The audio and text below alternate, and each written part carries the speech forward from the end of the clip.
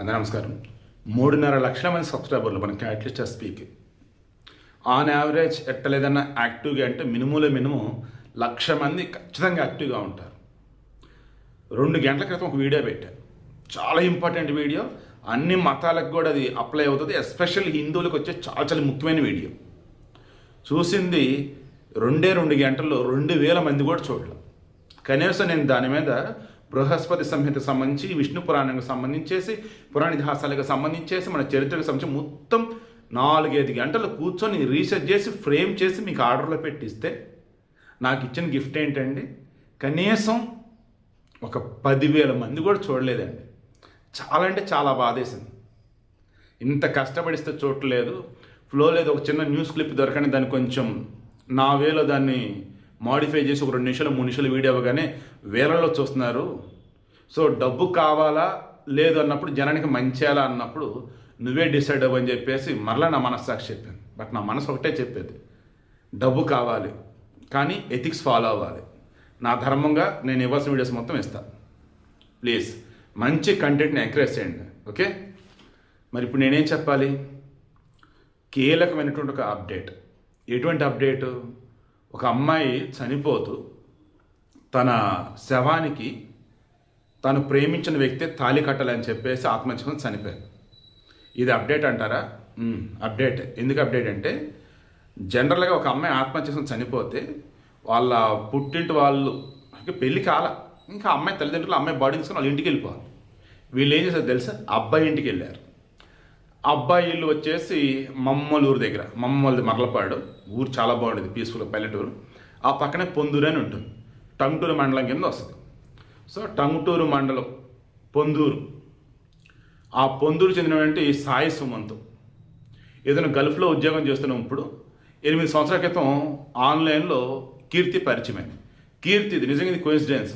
మా ఊరు ప్రతిపాడు పక్కన చినకొండపాడు అని ఉంటుంది. ఆ చినకొండపాడు ఈ అమ్మాయి బాంబేలో జాబ్ చేస్తుంది, సాఫ్ట్వేర్ జాబ్. ఈ అమ్మాయికి ఆ అబ్బాయి పరిచయం అయ్యాడు. ఈ పరిచయం కాస్త ప్రేమగా మారింది. ప్రేమగా అంటే అసలు ఎంతగా అంటే, ఇక ఆల్మోస్ట్ వాళ్ళిద్దరు కలిసి భార్యాభర్తలాగే ఉన్నారు. బొంబాయిలో సర్టి ఇటు వెళ్ళటాలు లైక్ ఇవన్నీ. ఇక తన భర్త ఫిక్స్ అయిపోయింది, అలాగే ఉంది. అకస్మాత్తుగా వాళ్ళ అమ్మా నాన్న, అబ్బాయిల అమ్మా నాన్న పెళ్లి సంబంధం చూశారు. అదేంటి, నేను ఆల్రెడీ కీర్తిని ప్రేమిస్తాను కదా, తనతో లైఫ్ అని అన్నారు. అరే కీర్తిది ఏ కులవరా, మనది ఏ కులవరా? కాదని చెప్పేసి అన్నారు. నువ్వు మేము చెప్పిన అమ్మాయిని చేసుకోవాల్సిందే అన్నారు. ఆల్రెడీ కీర్తి గురించి కూడా ఈ అబ్బాయిల ఇంట్లో తెలుసు. దాంతో కీర్తి ఫోన్ నెంబర్ తీసుకొని ఆ అబ్బాయిల అమ్మా నాన్న ఆమెని ఏడాపేడా తిడతాం, సంథింగ్ ఏదో బెదిరించేశారు. దాంతో పాప పిచ్చి పిల్ల భయపడిపోయి ఒక లెటర్ రాసి, నేను చనిపోయిన తర్వాత నా శవానికి సుమంతతో తాళి కట్టించండి, ఈ జన్మకి తనే నా భర్త, నా అంచుగిళ్ళు మొత్తం కూడా అతనే చేయాలని చెప్పేసి చనిపోయింది, ఊరేసుకొని చనిపోయింది. ఇక ఆ విషయం తెలుసుకుంటే వాళ్ళ అమ్మ నాన్న బోరుని ఏడుస్తూ బాంబే వెళ్ళి, ఇక ఆడ పోస్ట్మార్టం అవన్నీ అయిన తర్వాత బాడీని తీసుకొని డైరెక్ట్గా కొండపడిపోదు, డైరెక్ట్గా పొందూరు వెళ్ళిపోయారు. ఇప్పుడు పొందూరులో అక్కడ ఉన్నారు. టంగుటూరు పోలీసులు వచ్చేసి ఇప్పుడు అక్కడ మరి ఏం చేయాలంటే వాళ్ళకే తెలియట్లా. ఈ సుమంత్ వాళ్ళు ఇంటికి తాళాలేసి ఎటు వెళ్ళిపోయారు. సుమంత్ లేడు, వాళ్ళ అమ్మ నాన్న లేరు. ఇప్పుడు ఆ బాడీ అక్కడే ఉంది. అంచుకిలో సుమంత్ వచ్చాక చేస్తా ఉన్నారు. సుమంతే ఈ అమ్మాయి మెడలో తాళి కట్టి అప్పుడు భర్తగా ఆమె కంచుకలు చేయాలని అంటున్నారు. అందుకే బాడీని కూడా వాళ్ళ ఇంటిగా పట్టుకెళ్ళారు. సో ఇప్పుడు ఏం చేయాలంటారు? నేనైతే ఒకటే చెప్తా, ఏం చేయాలి ఏంటంటే అక్కడ వాళ్ళు డిసైడ్ అవుతారు. నేనైతే మాత్రం ఇంకెప్పుడు ఇటువంటి ఈ అమ్మాయి చేసిన పిచ్చి పైన కళలో కూడా ఇంకెవరు చేయకండి. ఆ అబ్బాయి లేడు ఈ జన్మకి, ఓకే? ఆ అబ్బాయే భర్తని మీరు అనుకున్నారు, ఓకే?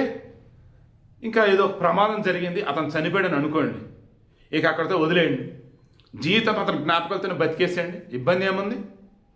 చనిపోయాడు కదా, బతికేసేయండి. వాడు ఏ రోజు పెళ్లి చేసుకున్నాడు అనుకో, మీకెందుకు అనవసరం, చనిపోయాడని అనుకున్నారు కదా, వదిలేయండి. లేదు ఇక్కడ వరకే రాస్తుంది, ఇంక నాకు అది వద్దు, నేను వద్దన్నప్పుడే వాడు నాకు వద్దు, వేరే వాళ్ళు పెళ్లి చేసుకుని హ్యాపీగా బతికేయండి. లేదు ఈ మగనా కొడుకులు అంతే ఇంతే అని అంటారా? ఓకే, తూరి మగ చూసేయండి, హ్యాపీగా మీ లైఫ్ మీరు బతకండి. చనిపోవటం ఏంటి అమ్మాయి, పిచ్చా? నేను కన్నా అమ్మ నాన్న ఏమైపోతారు? ఈ జన్మకి సార్థకత అనేది ఒకటి ఉంటుంది. ఆ సార్థకత చేకూర్చుకునేంత వరకు ఆ దేవుడు మనల్ని బ్రతికిస్తాడు. ఇక మనంతటా మనమే ఆత్మహత్య చేసుకుంటుంటే ఆయన కూడా బతికించలేడు. ఆడోలైనా మగోలైనా ప్లీజ్ ప్రేమించడం కోసం చనిపోవాలని పిచ్చలసి మాత్రం రానివ్వకండి. వాళ్ళు అనుకోకుండా చనిపోయినా మీరు చనిపోవద్దు, వాళ్ళు మిమ్మల్ని మోసం చేసినా మీరు చనిపోవద్దు, అలానే చంపొద్దు ప్లీజ్.